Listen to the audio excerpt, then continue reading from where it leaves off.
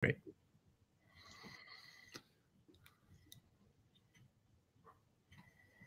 Let me see. Okay, hello everybody. I see there are already 14 people connected, so I'm going to give another 2 minutes for the rest to join us. But already a big welcome. Today we have Matthew Covey on stage, as they would like to say it in the webinar terms. If you want, you can ask questions as well, but those questions will be private, so I will pass them on to Matt and he will go into them during the webinar itself. I think if we hit about 20 people, then we'll kick off completely. I'm just gonna...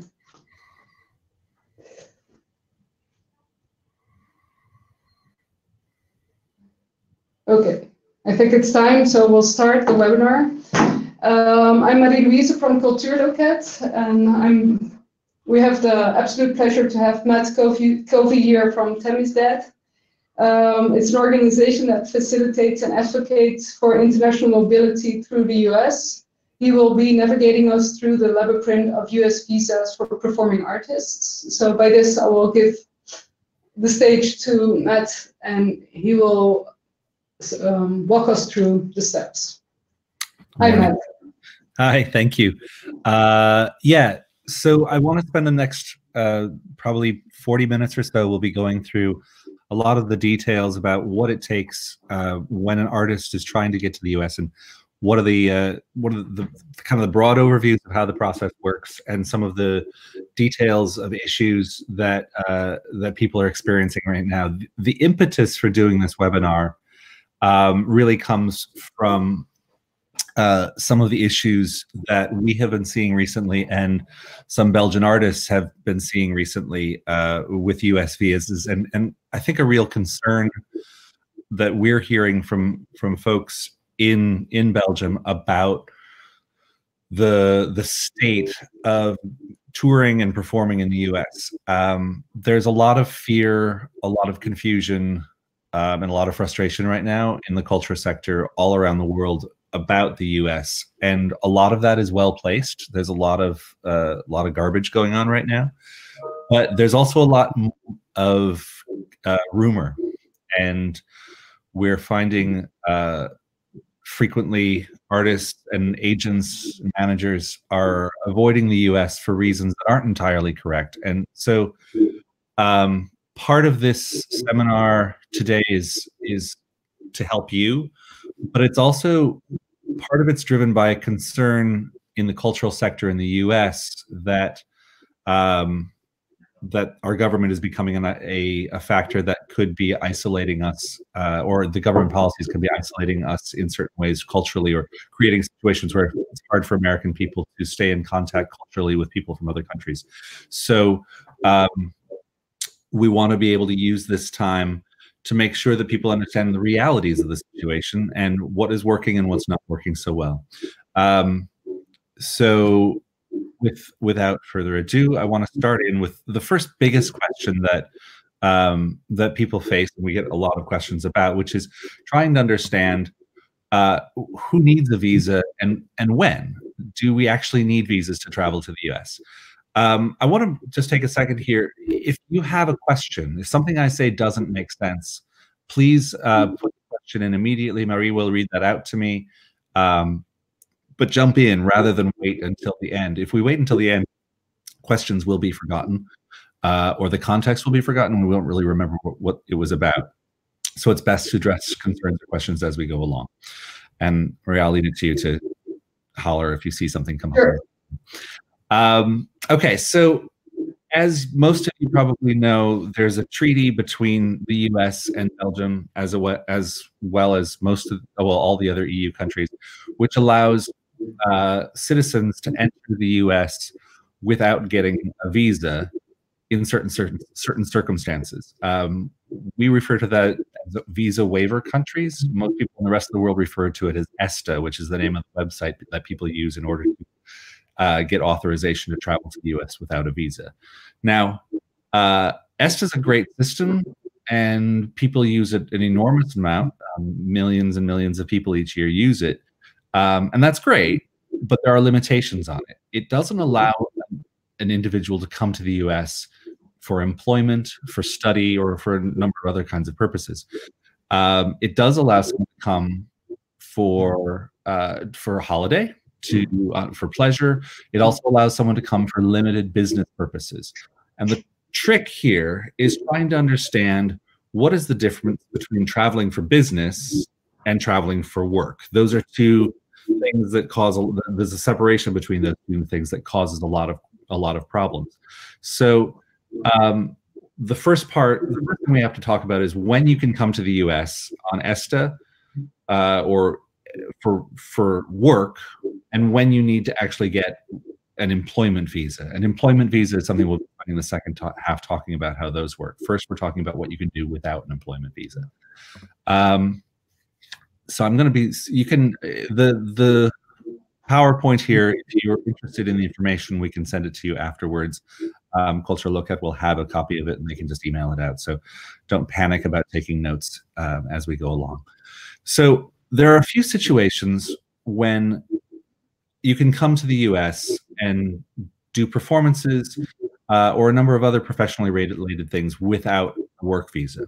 And the trick is figuring out when that's allowed and when that's not. So the best way to think about it is this. If you're coming to the US as an artist and you are doing anything professional, start from the assumption that you have to have an employment visa and then try to find an exception to that rule. There's a handful of exceptions to that rule, and some of them are simple, some of them are complex. But basically, if what you're doing in the US falls within an exception, then you wouldn't need to get an employment visa. So I'm going to mention a few of the exceptions here. There's a number of other ones which are not as common, but I think it's important to understand what your options are, because a lot of the time we work with clients trying to figure out, is there a way that we can describe what you're doing so that it falls within one of these exceptions?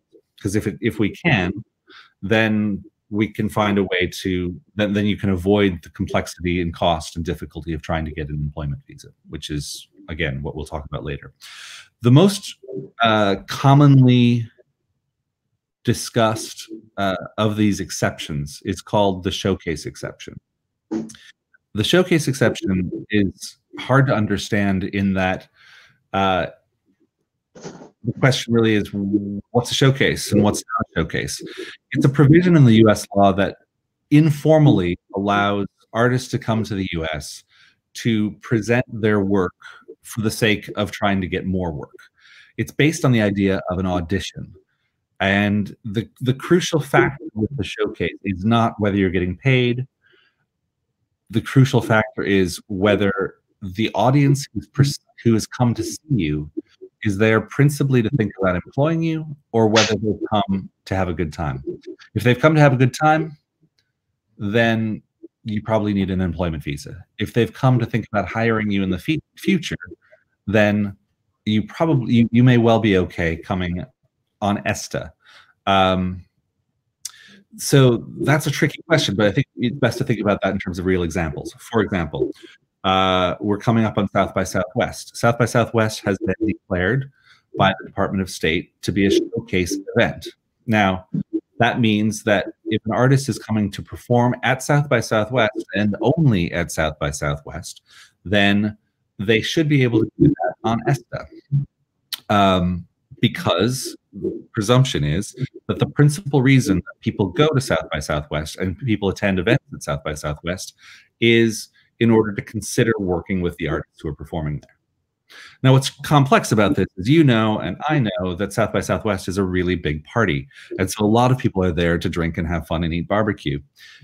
But that is not that's not fundamentally what the thing was created for. But more importantly, South by Southwest is very large and powerful and very connected in a major part of the Texas economy, which has led to the U.S. Department of State issuing a memo that says that if an artist is going to the U.S. to perform at an event which is principally a showcase event, like an audition, like South by Southwest, they don't need to have they can come on ESTA.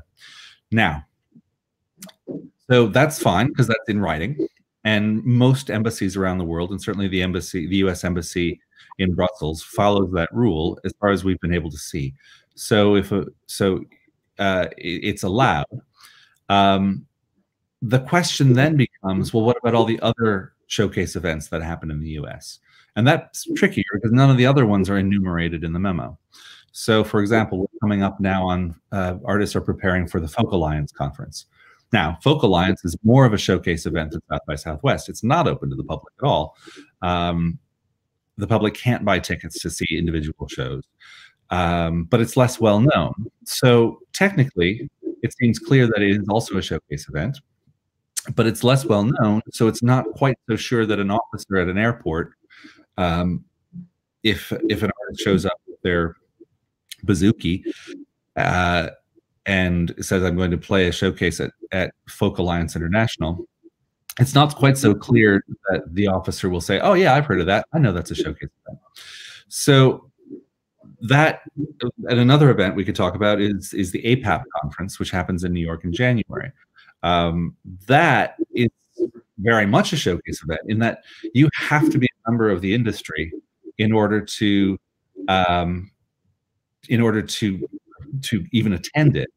And most of the showcases are happening in a hotel where you have to be a member of the industry to go to those showcase events. Now, seems to me, and it seems pretty clear, that the APAP conference is clearly a bona fide showcase event, and one does not need an employment visa to do that. There's a lot of other events, and they're sort of on a spectrum from clearly showcase events to not so showcase events. And that becomes an issue. Okay, yeah?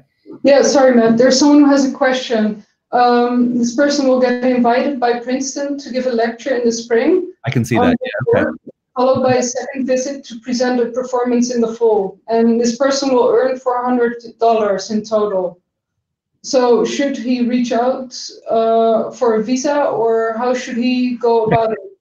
All right, that is going to be, thank you, Felix. That is there's something called the academic exception, and we're going to get to that in just a second. So let me finish up with showcases, and then we'll talk about the academic exception. Good question, and it leads to a lot of confusion as well. Now, I sort of alluded to something in talking about these festivals, showcase festivals, and that is there's a difference. There's with everything with U.S. immigration law, you have to do two separate analyses. On the one hand, what does the law actually say? For example, the Folk Alliance Conference is clearly a bona fide showcase event. Therefore, under the law, there should be no issue with an artist coming to perform at Folk Alliance. On the other hand, the other analysis is what actually happens in real life. And that's always a concern, because sometimes what happens in real life is better, sometimes what happens in real life is worse. And you have to be prepared for that disparity between the letter of the law and the practice of the law. So the problem is with the practice of the law is if you roll into Louisiana at the end of January with a bunch of equipment and you're flying in through Atlanta and you try to go through customs in Atlanta and you just walk up to the officer and say, yo, it's totally fine. I'm playing Folk Alliance, not a big deal. It's a showcase event. There's a decent chance that that officer is going to say, never heard of Folk Alliance. Looks to me like you're a musician who's coming on tour, and I don't really care whether you say it's a showcase event or whatever. I'm going to put you back on the plane because I think you're here to tour. So even if you're legally correct, there's a chance that an officer could turn you away because they've decided unilaterally, for good reasons or for bad reasons, that you shouldn't be there, or that you're violating the law, which leads to a really important piece here, and that's that if you are coming to the US, at the very least, and you're coming to do a showcase performance or any of the other exceptions we'll get to in a moment, at the very least, you need a very clear invitation letter from the US entity that's bringing you. And that invitation letter should cite the federal code, should explain very specifically, legally, why it is that what you're doing is allowed under the law. Now, if you are working with an organization that hasn't supplied you with an invitation, or if that invitation doesn't cite the law, then you should let us know. A lot of what we do is draft draft invitation letters. This is something we do for free. We do it every day. For any arts organization who needs it, we can draft the invitation letter necessary to describe what they're doing or what they're bringing artists to do, so that it can be, as long as it is allowed under ESTA, it could be so that the artist could arrive in the US with an invitation, which is going to help convince an officer that what they're doing is legal. Now, before I get on to the other, with his questions coming in thick and fast here, I want to make one more point about traveling to the US for showcase events, and this also applies to other the other exceptions, which we'll talk about in a second. South by Southwest has taken a position which we actually support, which is that you can come on ESTA, and they'll give you an invitation letter that will allow you to come on ESTA. But ESTA is risky. There's been a number of situations in recent years where the ESTA system has purged individuals, and especially artists, without notice from their system. 2 years ago, I think it was, at South by Southwest, we had about 20 different artists who were somewhere in the range of 4 hours to a week before they were to travel to the US to perform. They received an automated email from US Homeland Security telling them that their ESTA had been canceled. The other problem is that if you travel on ESTA, the question of whether you're admitted into the US and whether what you're doing is allowed under ESTA is left up to the officer who's admitting you to the US at the US airport, unless you're coming from the UK. But in general, you're clearing immigration when you arrive in the US after you've already been flying, for 6 hours or 7 hours from somewhere. And that's risky, because if you happen to run into an officer who is ill-informed, doesn't understand the exception, is having a bad day, who knows, then you don't have very much assurance that when you arrive in the US that they're going to let you in. I mean, it probably will happen, and almost always does, but there's that risk that something could go wrong. And if it does, it'll happen when you get here, which is terrible. South by Southwest recommends that even though European artists can travel to the US legally on ESTA to perform under the showcase exception, that they proactively go and get themselves a B1 visa, which is what the rest of the world would have to use to come for a conference or something like that. A B1 visa is a business class, not a working visa, but a business visitor's visa. It costs about $190. You have to fill out a form at your local embassy and do a short interview. And that's annoying. But the B1 visa usually lasts for 10 years.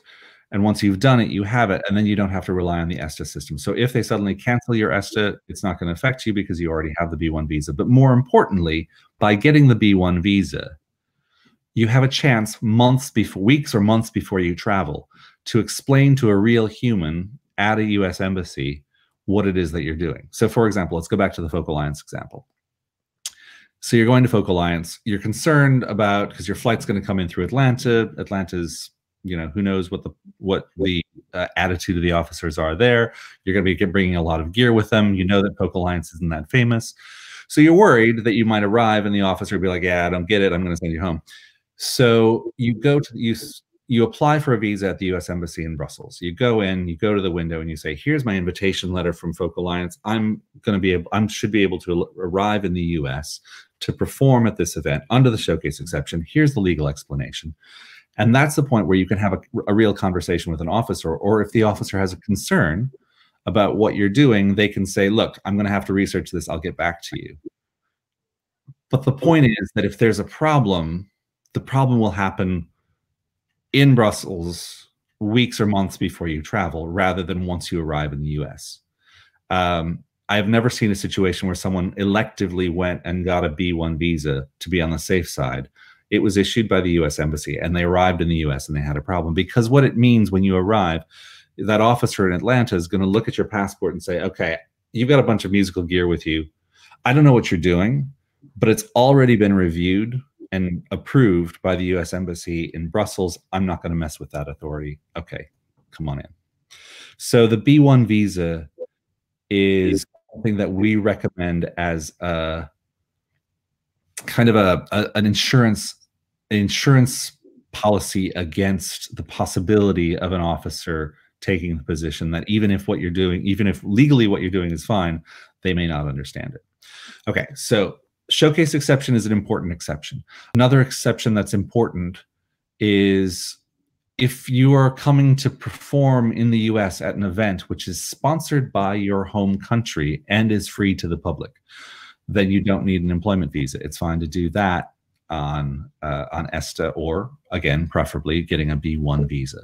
The reason for that is it's a rule that was created to allow embassies and consulates around the US to do programming for artists from their home countries, but it's expanded, so it doesn't actually physically have to be in the embassy. It just has to be an event that's sponsored by your country.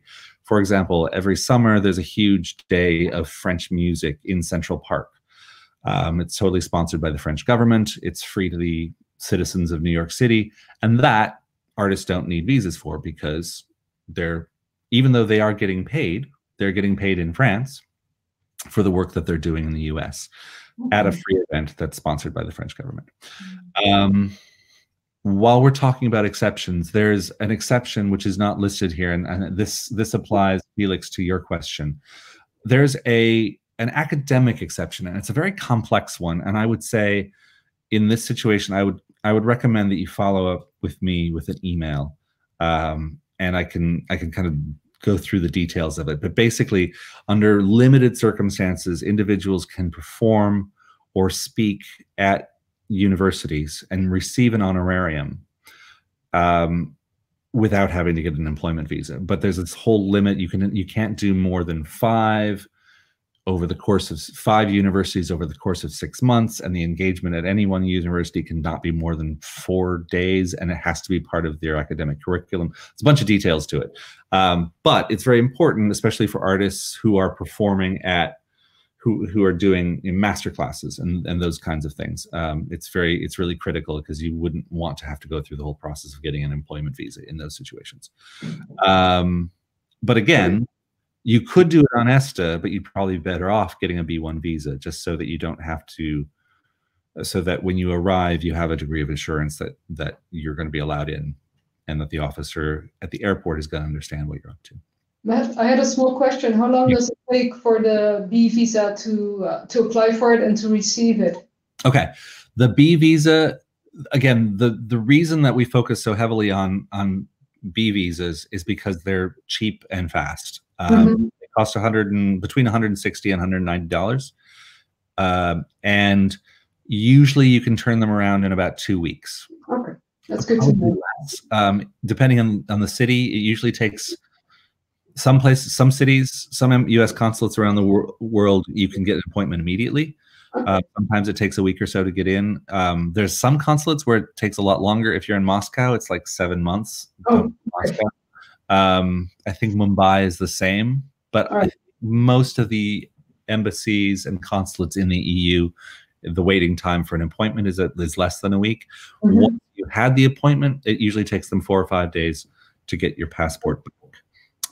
Now, that's assuming that you don't have a criminal record. That's assuming you don't have, assuming there's nothing complex. And by complex, it could be something complex about you, or it could be something complex about the mentality of America right now. So, for example, if you happen to be a Somali-born Belgian citizen, that passport processing might not take 3 or 4 days. That might take weeks or potentially months. And if you happen to be, say, an Iranian citizen who is living in Belgium, that processing of the passport is going to take a very long time. But for your average garden variety, born in Belgium, Belgian artist, that process doesn't normally take very long.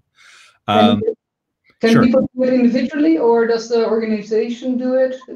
No, you can do it. You can do it individually. But again, for any of these exceptions, you're going to want to have an invitation letter, and it should be one. Of course. How are we doing on our questions here? Yeah, those were the questions, I think. Celine had a question about the theater festival organized by BUM Theater in Brooklyn, but I think you covered that as well.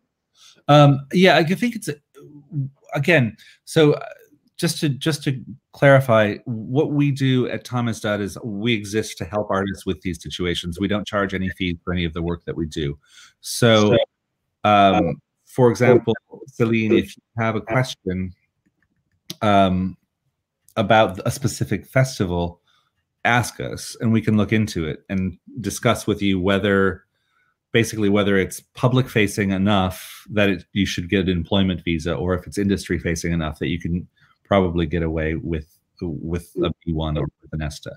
But that's an analysis we can help you with. And if it turns out that it seems like it's clearly a showcasing event, then we can, and if we haven't already worked with them to develop an invitation letter, we can work with them to do that. A couple other exceptions that are important. There's an exception for musicians who are coming to the US to record. If you're recording for pursuant to a contract with a non-US label publishing company, something like that, then you can come to the US to record without getting an employment visa. You can do that on ESTA, or again, better, a B1. If you're coming to the US to record pursuant to a US contract, unfortunately, you need to get a visa. You need to get an employment visa. The difference really is, are you coming to spend money or are you coming to make money? If you're coming to spend money, you don't need an employment visa. If you're coming to make money, you do. But that brings us to an important point, and this is really critical. And I've heard Belgian artists come to me with confusion about this. The question is, I'm doing a performance, I'm not getting paid, so I don't need a work visa, right? Actually, we can just move to this one, right? Not quite there yet. The assumption being, if I'm not getting paid, it's not work, so that's fine, right? Unfortunately, that's completely not true. And it doesn't make any sense to say, well, why do you need an employment visa to do a free performance? Well, the answer is this.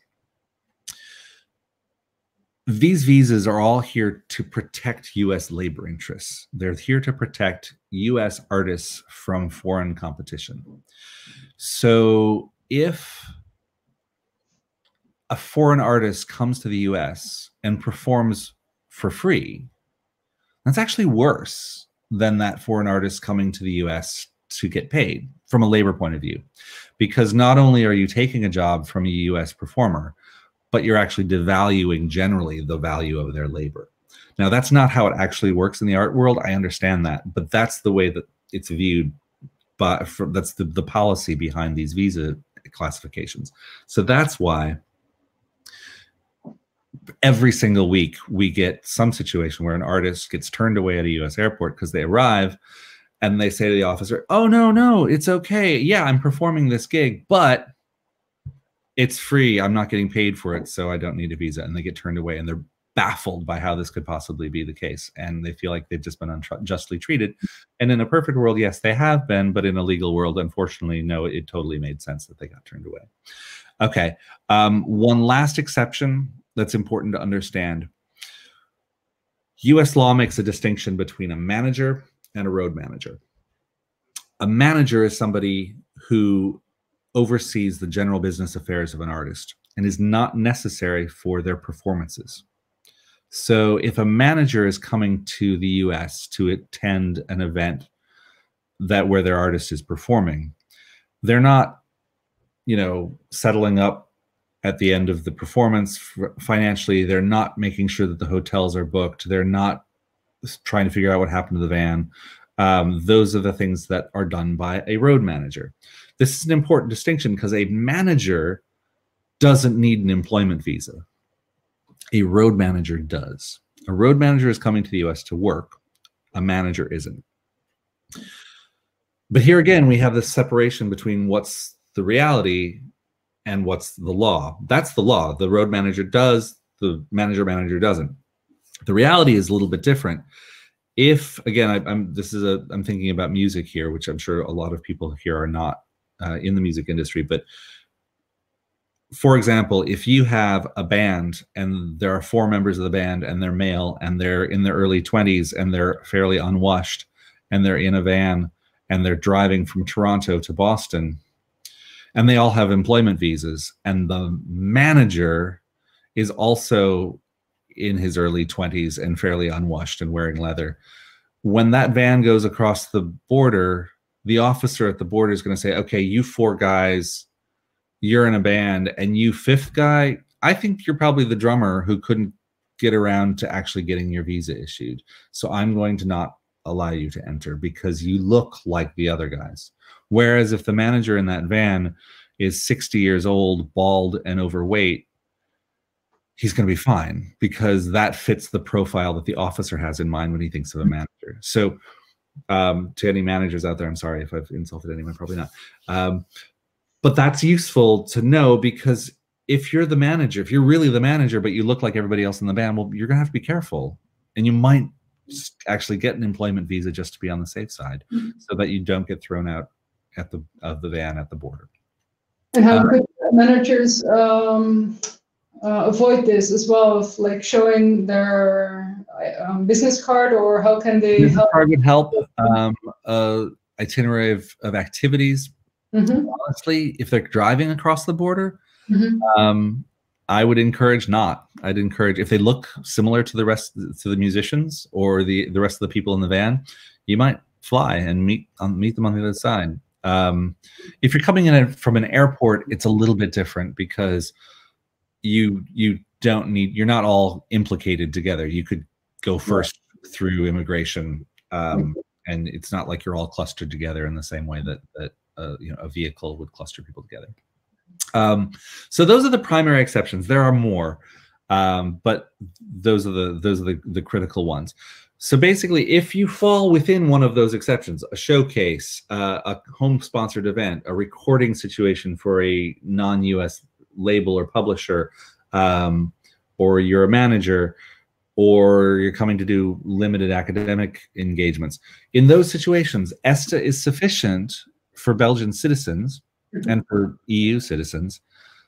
It would be better in all these situations to get a B1 visa, just so you're not left to the vagaries of the ESTA system.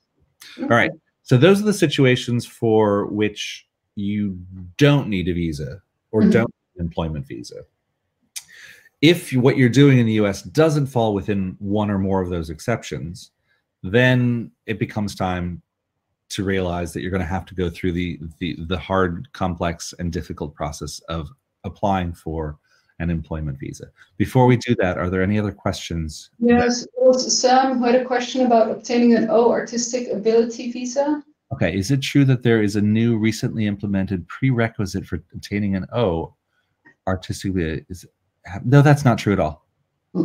Absolutely not true. There is nothing like that in the law. Okay. Yeah, you don't need any academic qualifications for an O1 visa. It doesn't hurt, but it actually doesn't really help. But we'll get into the O1 in a second here. Actually, we'll do that now. Are there any other questions I'm missing here? No, that was about it.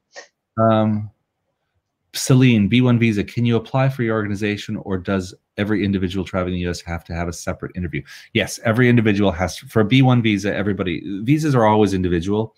So on the embassy side, everybody has to apply for themselves, and everybody does need to do an interview unless you've done one very recently for that, like within the last 2 years for that same classification. Sometimes they let you mail them in. But the truth of the matter is that if you mail in your visa application, if you're one of those rare lucky people who is allowed to mail in your visa application, it actually takes a lot longer than actually doing an in-person interview in most embassies. So we don't usually recommend it unless you live very far away from the embassy. But generally, it's better to actually do the interview. It works more quickly. Oh, Felix, thanks. I'll say, okay, great. We will look forward to that. And oh, here's Celine wrote, the BAM Theater. Yeah, okay. So Celine, what I would do is just write to me about the specifics of that, about whether that festival would be a showcase or not. I suspect it's not, but I'd want to look into it to be sure. Okay, so just one last thing here. Wait, can't I just come on ESTA? Again, no, not legally if it doesn't fall within one of these exceptions. Okay, so now we move to the second question. Okay, I do need a work visa. What kind of visa do I need? There are three visa types, broad visa types, that are typically used by performing artists when they come to the US. There are the O visas, which are for individuals, for solo artists. There's also, along with the O visa, there's the O1. O1 is for the principal artist, and then there's the O2, which is allowed for supporting artists or crew. So if you've got the obvious one is if you have a musician who is a singer-songwriter, for example, they're going to get an O1, or a DJ is going to get an O1. If they're bringing backing musicians or support crew, they're going to come on an O2. There are some nuances to this, but we'll get to that in a second. The other visa classification that gets frequently used are the P visas. There's the P1, which are for the members of an ensemble who have sustained international renown. That's the qualification for that. And there's the P3, which is for artists who are coming to do something that is culturally unique. Now, the P1, we're really talking about theater groups, musical groups, dance companies, circuses. Those are the primary clusters of people that would come under a P1. And here, in order to make the members eligible, we're not talking about the individual qualifications of the qualifications of the individuals. We're talking about their membership in an ensemble that qualifies. So if you're a member of a circus company and you're not particularly good at what you do, that's kind of fine, as long as the circus company itself is renowned. You'll probably be eligible for the P1, even if you're not particularly good.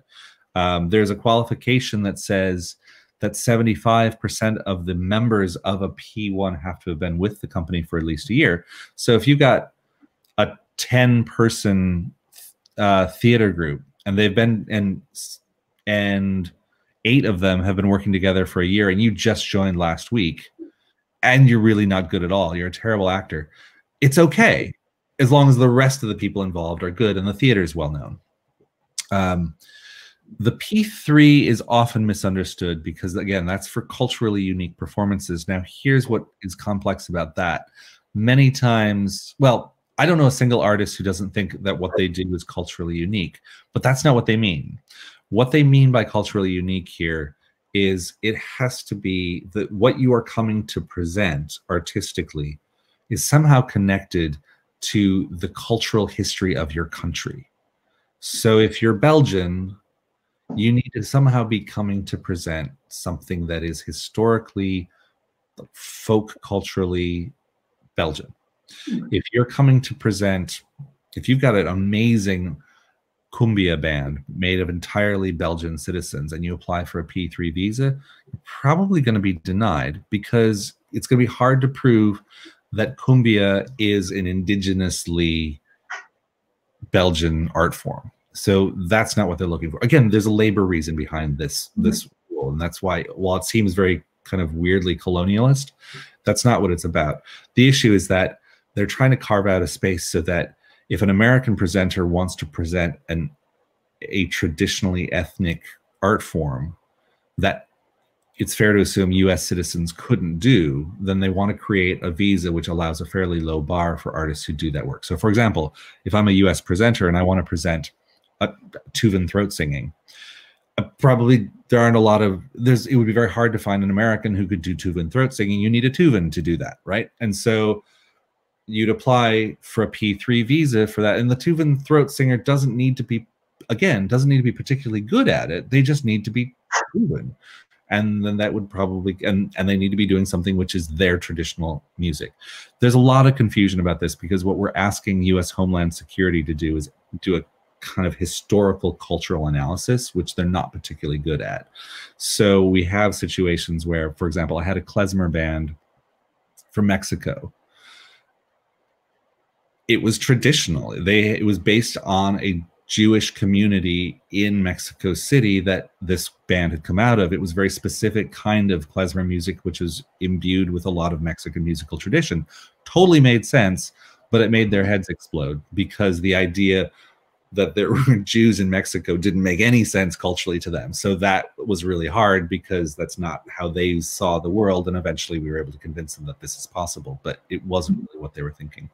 So the O1 visa is for a solo artist of extraordinary ability. The O2 is for people who have to come with them, who are necessary for that performance. The P1 is for members of an ensemble with sustained international renown. The P1S is for their crew. The P3 is for culturally unique performers. The P3S is for their crew. P2s are just for Canadians, so you don't have to worry about those. The O1 is often thought of as the ideal because it's really allows the individual who has it to do a whole lot of different things. They've been given a visa as themselves, so as long as they're doing their art, they can probably do whatever they want. There's some limitations in terms of how the petition was filed and whether it's connected to a specific employer or not. But in general, the P1 is very versatile, and it can last for up to 3 years. The P, that's the O. The P limits the performer to working with the group with whom they applied, and its maximum duration is a year. So it's good, but it's not as good as the O. However, if you're as an artist, you're not really renowned yourself. Your renown is really through your relationship with your ensemble. You probably are not going to be eligible for the O. You're probably stuck with the P. Now, there's a lot of crossover between these two. If you are, say, getting a visa for Elvis Costello and the Attractions, Elvis could get an O1 clearly, and the Attractions could all get O2s, or you could say, I'm going to get a P1 for Elvis Costello and the Attractions as an ensemble, and that would work as well.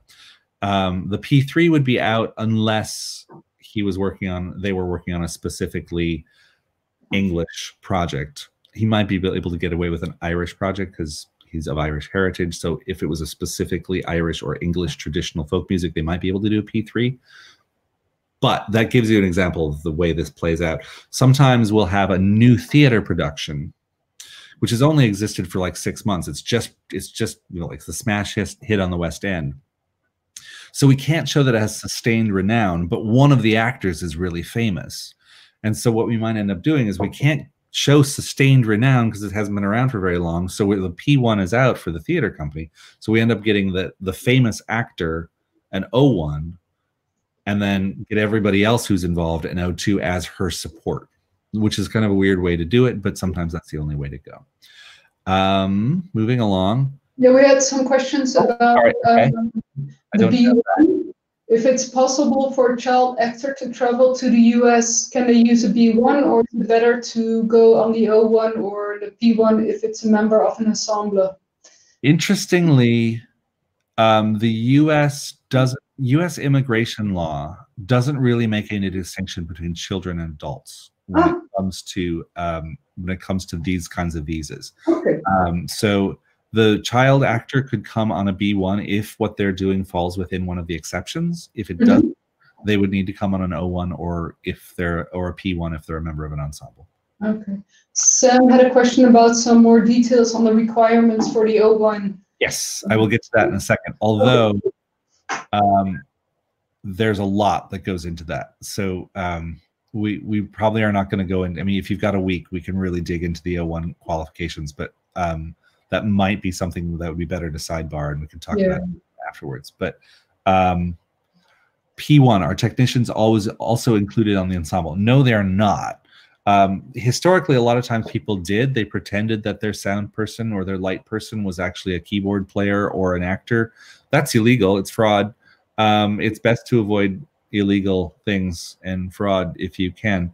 The problem with it is, say you claim that the tech person is a member of the ensemble, but when you file these petitions, you're filing a ton of information about the ensemble.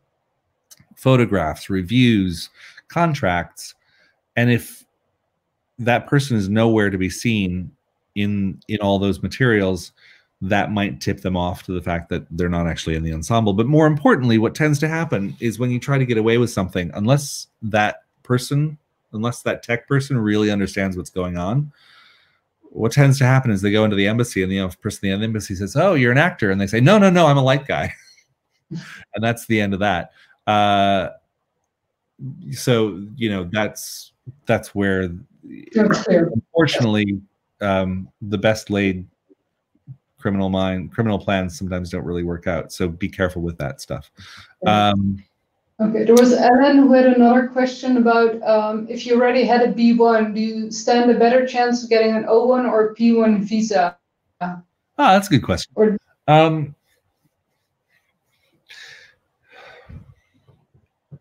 kind of. It's not that having had the B1 gets you the visa, or like makes it easier to get the visa, but what it indicates is there's not some problem. To get a B1, they're going to do a security clearance. And they're going to look into your Interpol records to see if there's some reason to deny you a visa, which could have to do with a prior visa violation in a different country, or it could have to do with a criminal violation, or who knows. Or you share a name with a Belgian separatist terrorist from the 1970s. Who knows what it could be. But having received a B1 visa, they will have done that test. They will have evaluated all your records, which means that you're not going to get surprised when you go for a P1 or an O1 by them suddenly realizing that you share a name with a Belgian separatist terrorist from the 70s. Were there any? Probably not. But at any rate, so that's not going to come up at that point. So the B1 is useful, not because it's sort of a feather in your cap, but it does mean that they've already looked into your records and haven't found anything that worries them. Celine, one last final question, or maybe not last, but you had another question about the visa. For the supporting members of the ensemble, what kind of visa do they need? Okay, I think we touched on that a bit. For the ensemble, the P1, they would come on P1S. For the P3, they would come on a P3S. Okay. Now that's a little bit irritating because when you're applying for these visas, the P's and the O's, it's an expensive, slow, and complex process. And we'll get to that in a second.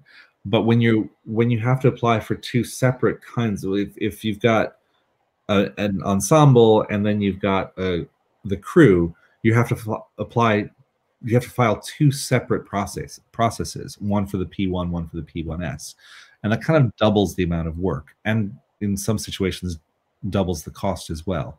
So that's tough. I mean, the purpose, again, this is a labor thing. They're trying to discourage international artists from bringing their crews. They would rather that you would hire US crews when they get here, so they make it expensive and complex to bring your own crew with you. It's possible. So if it's essential, that's the idea. If it's essential, you can do it. But if it's not essential, then it's going to be cheaper to hire somebody here to do that work. So the process of getting one of these employment visas, there's 3 steps to it. The first step is that some entity in the US has to file a petition on your behalf, on the artist's behalf or the crew's behalf. The petition is a huge document which is seeking a work authorization. Once the petition is approved in the US, notification of the approval is sent to the local US embassy, and then the individuals can apply for visas. If you haven't got the petition approved, the visa is not going to be approved. Excuse me. Once the visa is approved, then you travel to the US, and assuming everything is in order, then you are inspected, and assuming there's a petition and there's a visa, they're going to let you in. It's very rare that somebody's turned away if their visa's in order and their petition's in order. So the petition, so the petition's filed by a petitioner. The petitioner, oftentimes people say sponsor. That's not actually the right term. There is no such thing as a sponsor with these visas. There is a petitioner, which is some entity in the US that files the petition for you or on your behalf, which is there to establish that you're eligible for the visa. Now, there's 2 elements to the eligibility for all these visas. You have to prove that you meet the standard, which means you're important enough. So for an O1, that you have extraordinary ability. For a P1, that you are a member of an ensemble with sustained international renown. For a P3, that you're doing something that's culturally unique. So you have to prove that you meet that standard. And on the other hand, you have to prove that you have real employment. You're not just going to look for employment, or that you might get employment. So those are 2 things, and they're adjudicated separately. So you don't have to be, if the Rolling Stones want to get a visa to the US, they have sustained renown. There's no question about that. But if they didn't have any gigs, the petition will be denied, even though it's the Rolling Stones. Conversely, if you're super not famous, but you rent out Carnegie Hall, and want to perform there, your visa will be denied. Though you have a contract to perform at Carnegie Hall, you're not famous, so you're not going to get that visa. But if you are fairly famous, say you're the Rolling Stones, and you get a contract written on a napkin that says that they're going to perform in your kitchen and you're going to give them dinner, well, that's fine because they're famous and they have a contract. It doesn't have to be an impressive contract. It just has to be a contract. So the petition gets filed by the petitioner. The interesting thing at this point is you're trying to prove that you're eligible. It has nothing to do with ineligibility. So if you can prove that you're famous and have work, the petition will be approved. It doesn't matter if you have a criminal record. It doesn't matter if you're a terrorist. It doesn't matter if you've previously violated US visas. None of that makes any difference at all. They're not concerned about whether you're ineligible. They're just concerned at this point about whether you're eligible. If you are, the petition will be approved and notification of that approval will be sent to your US embassy. That's when you move to the second step, where you apply for the visa. And that's where your criminal record, your prior visa violations, your affiliation to terrorist groups, all that starts to become a problem, because having shown that you are eligible, now the embassy's job is to decide, are you, however, ineligible for some reason? The primary ineligibilities we see for European Union citizens have to do with criminal records. The primary ineligibilities that we see for artists coming from the global south is the perception on the part of the consular staff, and this isn't, I'm not saying this in a political way, this is the law, that there is a risk that that individual will emigrate to the US. US law dictates that it is presumed that someone will be planning to stay in the US unless the officer at the embassy has reason to believe otherwise. And the way that plays out in reality is that if you're coming from a rich country and you seem to be participating in the richness of your rich country, they presume that you'll probably want to go back to that rich country. If you're coming from a poorer country, or if you're coming from a rich country and you seem to be outside of the richness of that country in some way, they may well suspect that you, although what you're coming to the US initially to do may be legitimate, they may well suspect that you're going to remain in the US. So we frequently see artists coming from Africa, for example. They'll be playing at Kennedy Center in Washington, D.C. And the embassy says, well, we know you're important. We know your petition was approved. We know you're going to play Kennedy Center. This is amazing. That's great. But you're also Black and 22 and from West Africa and male. And demographically, we believe that those people have a very high chance of remaining illegally in the US after their performance. So even though we know this is totally true, we don't doubt that you're going to perform, we're still not going to give you a visa. We frequently will have an act from the global south, Africa, Latin America, Asia, the Middle East, where everyone in the group except for the young males will get the visas, but the young males will be denied because those are seen as the people with the highest risk of flight risk.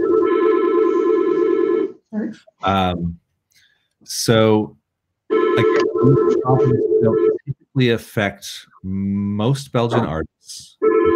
We're working with an artist who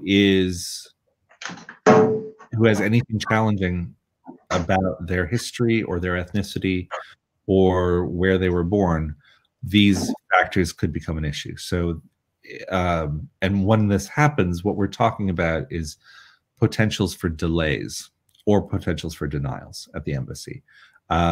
Here we should also mention the travel ban our president put into function a couple of years ago is a ban that currently is affecting primarily individuals from 6 Middle Eastern and West African countries. And the ban it depends on the country and it depends on a number of different factors, but in general, it just simply disallows the issuing of visas for individuals from those countries. Now, we've been able to figure out a number of legal strategies to get around the travel ban, but it's a very big project. And if you are working with an artist from a travel ban country, you're going to want to leave.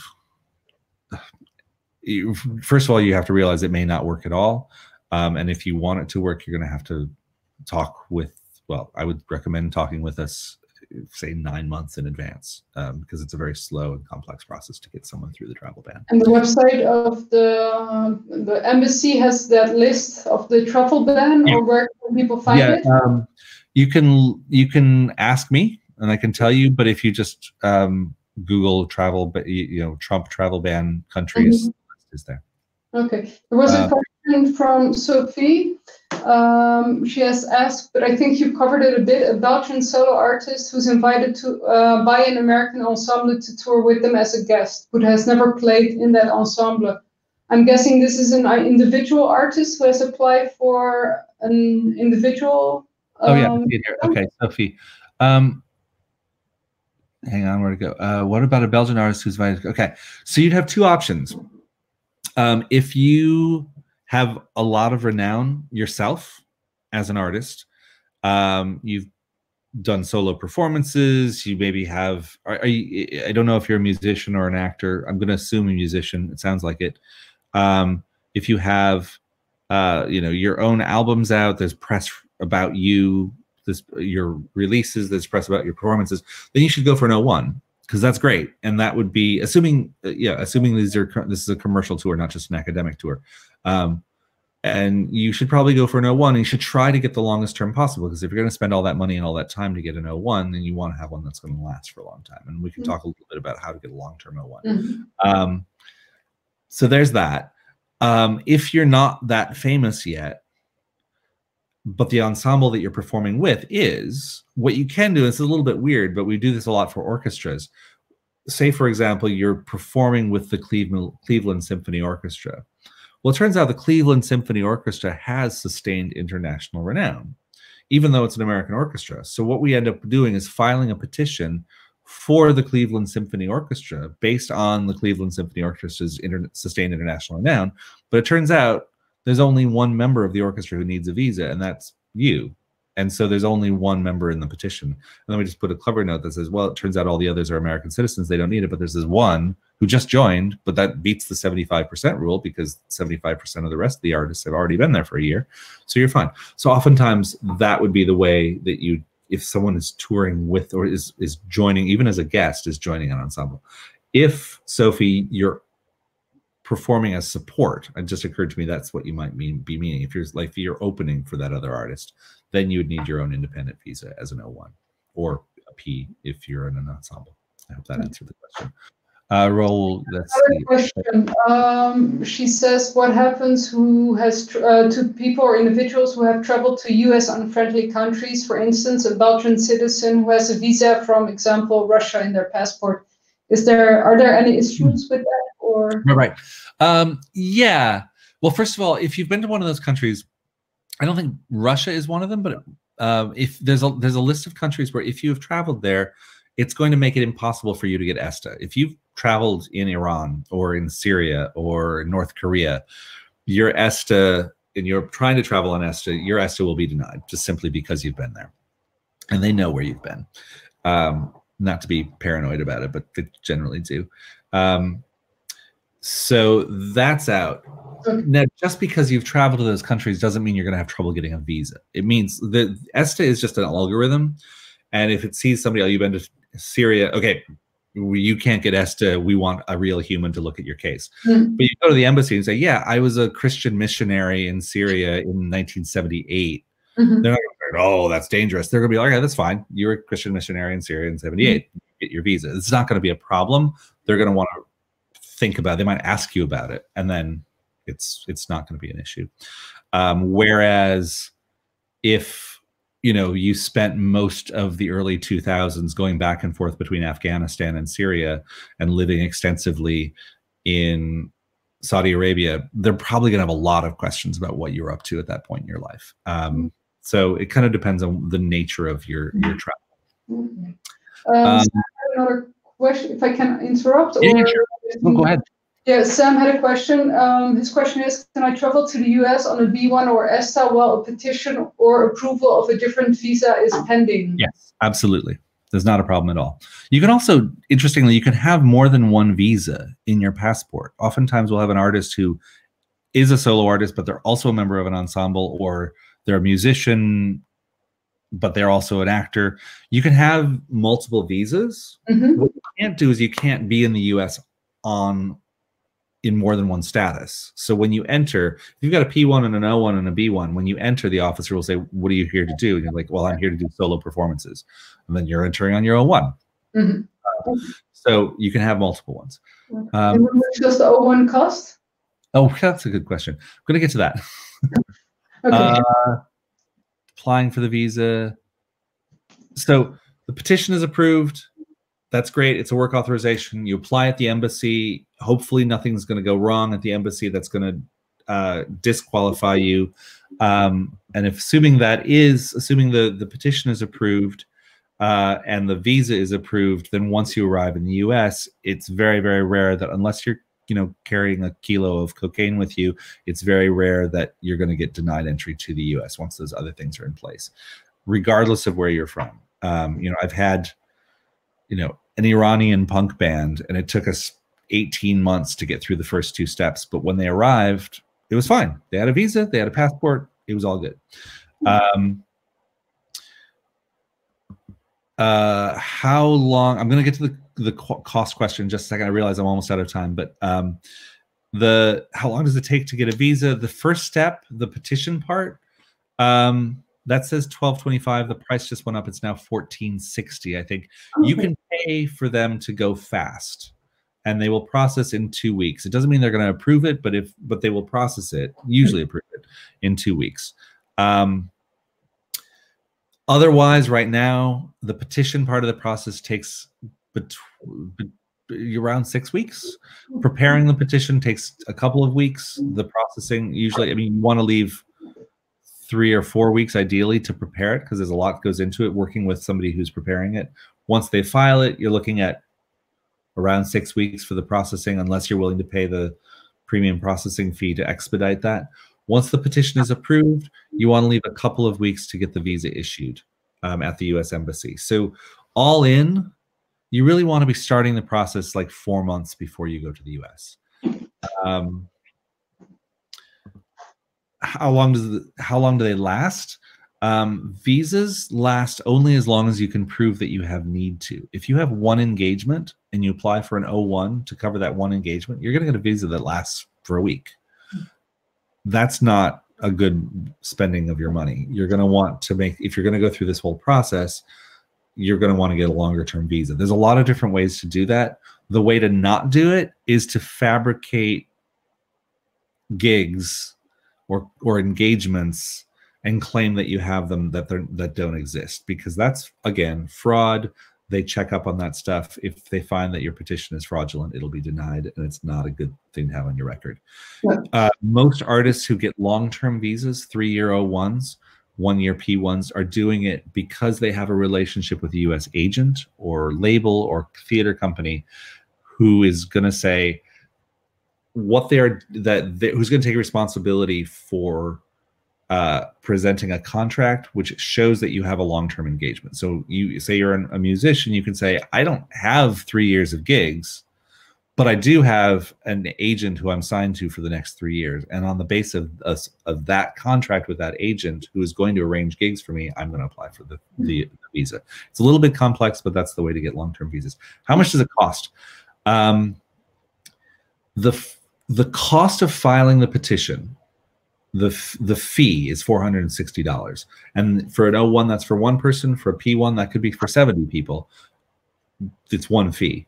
The union has to, the respective union in the US has to issue a letter that usually costs around $250. The letter says that they don't object. For musicians, it's really easy. For actors, it's a little bit hard. For dancers, it's easy. Just because the different unions respond differently, but that's about $250.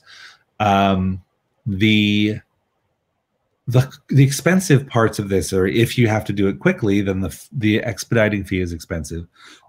In general, the biggest fee is that people typically end up hiring someone in the US to do this, typically a lawyer, and the fees the lawyers charge vary enormously. I've seen people charge $10,000 for an O1 visa. That's too much to pay. You shouldn't be paying that. But and a lot of arts organizations in the US still do this work in-house, so they're not hiring lawyers, which is great because it means that these costs, there's not all this arts money going to lawyers, which is great. But you expect to pay probably between $1,000 and $2,000 to have someone prepare the petition if you're hiring someone to do it. There's a lot of different law firms and organizations that provide this work. But it does cost something. So, but that's where the primary cost is. People get really upset when the fee goes up for $30, and that's crazy because the real problem is the amount of money that is charged to prepare these petitions. There's another question from someone who's asking, can we go back to the procedure itself, and then especially from DS 160 form? Yep, sure. The DS-160 is the online form that is used to apply, in the second part of the process, is used to apply for the visa. It's a terrible form. The technology behind it's horrible. It crashes a lot. It doesn't work on certain browsers. It's really invasive. They ask a lot of weird questions, like, have you committed genocide? They've also recently updated to ask a bunch of questions about your social media. A lawsuit was filed on Tuesday by a group of by a documentary film group in the US. It's a major lawsuit which is challenging the government's right to collect social media information. So we're watching that lawsuit very carefully right now. Oh, you want me to move back the slide? I see that. Where was that? This one? Applying for the visa. Yes, this is the one. So the DS-160 is a big form. It's the form that you use to apply for the visa. Somebody just said, how can you get in touch with me for future questions? I'll have there's a link at the end, so we'll get to that. Good question, though. Thank you. So, but one thing I think I want to, so there, let's go to the end here. How can I get help? There's two main sources of help. There's a website here, Artists from Abroad. It's enormously helpful. It's super current. Anytime anything changes in the law or changes in practice, they update it, weekly at least, sometimes daily. So that's an enormously useful site. It's good enough that theoretically somebody could file a petition in the US based on the information that's there. You could sort of circumvent hiring a lawyer entirely, although that's it's challenging, so it's a lot of work. But that's a really, really good website for information, both about the immigration side, but also a lot of information about the taxes, which we haven't touched on. Also, my organization, Tamizdat, we have a 24-hour pro bono legal assistance hotline. So if something goes wrong, we can't help you prepare the petition, and we can't review it, unfortunately, legally. But if you do, and you get a request for evidence, or a visa is denied, or you run into a problem at embassy, there's always an attorney who's there to help you for free to figure out what went wrong and how to fix it. One thing I'd like to just say briefly before we close or address the last few questions is there's a belief right now that all the visas are getting denied and that it's become impossible to get to the US. There have been a handful of high-profile denials in the last year. But we are not seeing statistically a significant increase of denials or delays. We have had to hire 3 new people in the last year to get the same work done. And I think that's instructive because we're not, almost everything we work on, again, that's critical to say almost, but almost everything we work on is still working. It's still getting fun, it's still getting through, and the tours are happening, the performances are still happening. It's just it's just more work. There's more hoops for people to jump through. There's more delays. People ask us a lot about whether there's whether there's issues right now, and the petition process hasn't really changed. Excuse me. The consular process is, we're running into more delays at the consulates that is causing problems. But for the most part, again, I know that there have been some Belgian artists who've had some problems, and I don't want to say, and that's completely true, but those really are the anomalies. Most everything is still working, again, except for travel ban related artists. So the crucial points, if you're interested in performing in the US, the two things to keep in mind is you probably need help to make this process work, and you need to start super early because things are going wrong. They're solvable. Most stuff can be fixed if there's time. Usually when a tour gets canceled, it's not because it couldn't have been salvaged. It usually gets canceled because the artist ran out of time, given whatever unexpected problem that they had in the visa process. Are there any other questions we can touch on? No, I think those were about it. Valerie, who asked about if we go back to the DS-160 form, but I think you've done that, or? I think so. Valerie, did I answer your question? I hope so. If not, feel free to follow up with me. And then a question about how they can contact you, and yeah. I will. Do you want to send around my email address, the Tamizdat email address? Okay. Yeah. Feel free to send that around. And also you can, if people want this PowerPoint, it's not actually a PowerPoint, it's a PDF. If you want this, if you want to send that around as well, people should feel free to take that. But mostly we're here to help. So if you have a question, if you have a concern, if something goes wrong, feel free to reach out to us. That's what we do. Thank you so much for the insights. I know what to do now. A lot of other people are saying thank you as well. So excellent. I'm seeing it all coming through here. Can we find an example of the DS? Yes, the DS-160 is online at your U.S. consulate website. Brilliant. All right. Thank you so much. Have a wonderful day. You too. Thanks for all coming. Bye-bye. Bye.